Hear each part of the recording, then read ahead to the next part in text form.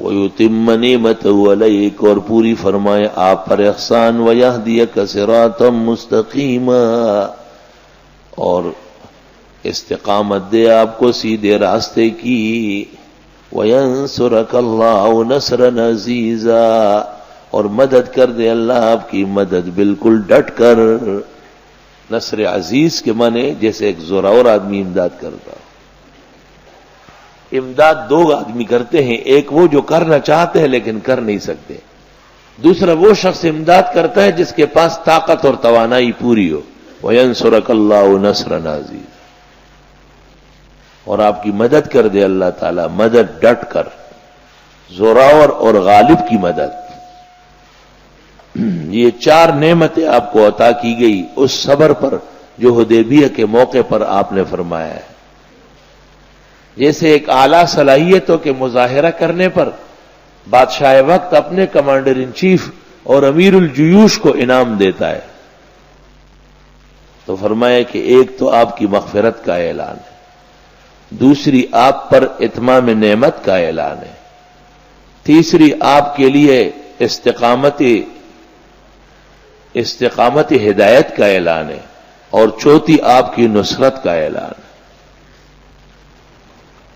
چار نعمتیں حق تعالی نے آپ کو عطا فرمائی۔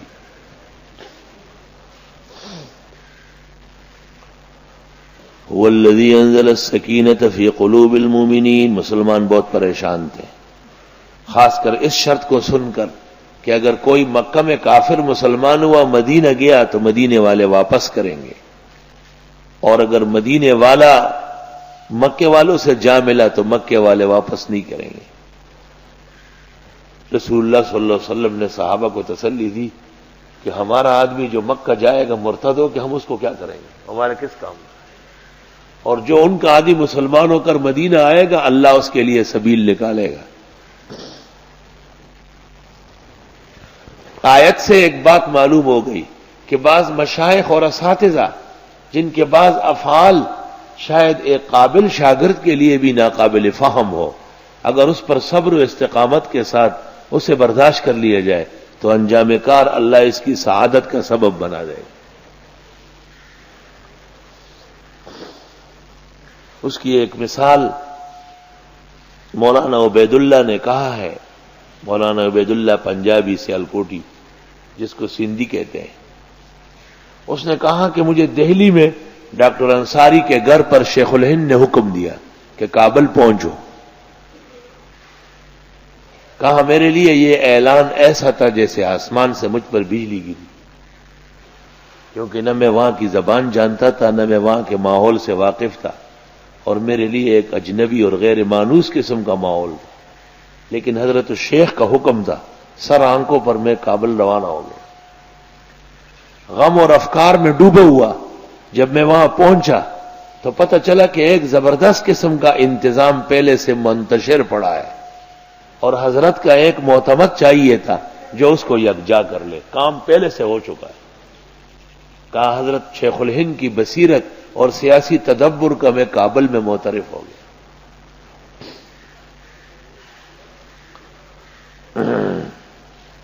حضرت اقدس سید علی حجویری رحمت اللہ علیہ وہ فرماتے ہیں کہ میں نے عمر بھر میں اپنی ماں سے روٹی نہیں مانگی، باپ سے کبھی عیدی نہیں مانگی، اور ڈاکٹر سے اور حکیم سے کبھی میں نے دوا طلب نہیں کی، ایسے موحد تھے۔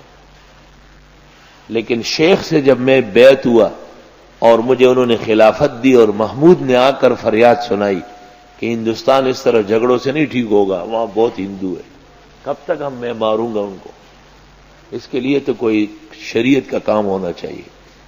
تو کہا شیخ نے مجھے حکم دیا کہ تم جاؤ لاہور وہاں بیٹھو، اور دوسری بات یہ کہی کہ لاہور میں صبح سے شام تک بھیک مانگو، لوگوں سے باقاعدہ ہاتھ ایسا کر کے کہ دو آنے چار آنے، خدا کے لیے کچھ دو، اور شام کو مغرب کی اذان سے پہلے سارے تقسیم کر دو لوگوں میں، خود اس میں سے کھانا نہیں، تیرے کھانے کا انتظام اللہ کرے گا۔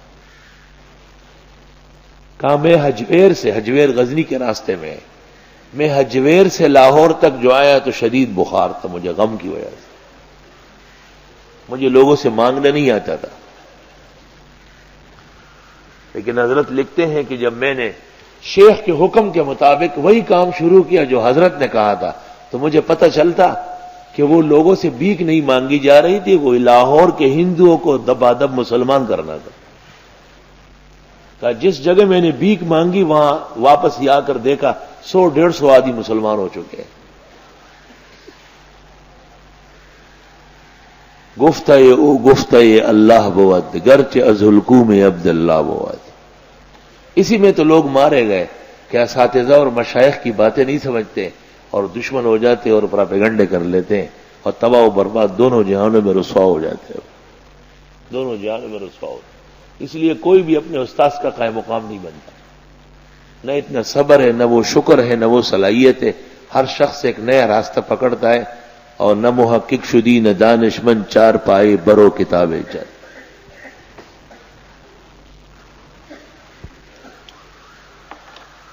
هو الذي انزل السکینۃ فی قلوب المؤمنین، اللہ وہ ہے جس نے اتارا اطمینان مسلمانوں کے دلوں میں۔ دیکھو ذرا، لیزدادوا ایمانا مع ایمانہم، تاکہ بڑھے وہ لوگ ایمان در ایمان میں۔ ایمان تو پہلے سے تھا، کیفیات اور مضبوط ہو گئی۔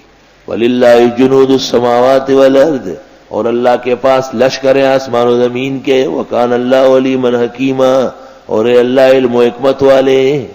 سب کچھ ہے لیکن اس وقت استعمال نہیں کرنا ہے۔ اللہ کی پوری قدرت اور طاقت موجود ہے، لیکن کچھ دیر کے لیے طالبان کو میدان میں تڑپا رہا، اور ان کی وجہ سے پورے عالم اسلام کے آنسو بہا رہا ہے۔ لیدخل المؤمنین والمؤمنات، تاکہ داخل کر دے مسلمان مرد عورتوں کو جنات، جنتوں میں جنہوں نے شہید ہونا تھا، تجری من تحت الانہار، کہ جاری ہوگی اس کے نیچے نہریں، خالدین فیہا، ہمیشہ رہیں گے ان میں، ویکفر عنہم سیئاتہم، اور دور کر دے ان سے گناہ۔ توبہ استغفار اور رونے اور واویلے سے گناہ دور ہو رہا ہے۔ وَكَانَ ذَلِكَ عِندَ اللَّهِ فَوْزًا عَظِيمًا، اور یہ اللہ کے ہاں کامیابی بڑی۔ سبحان اللہ۔ وَيُعَذِّبَ الْمُنَافِقِينَ وَالْمُنَافِقَاتِ، اور سزا دے منافق مرد اور عورتوں کو، وَالْمُشْرِكِينَ وَالْمُشْرِكَاتِ، اور مشرک مرد اور عورتوں کو۔ منافق کو مشرک سے پہلے ذکر کیا، کیونکہ اپنے گھر کا جو مخالف ہے وہ بہت خطرناک ہوتا ہے۔ آپ کو نقصان دوسروں سے بعد میں اور اپنوں سے پہلے پہنچ جائے گا۔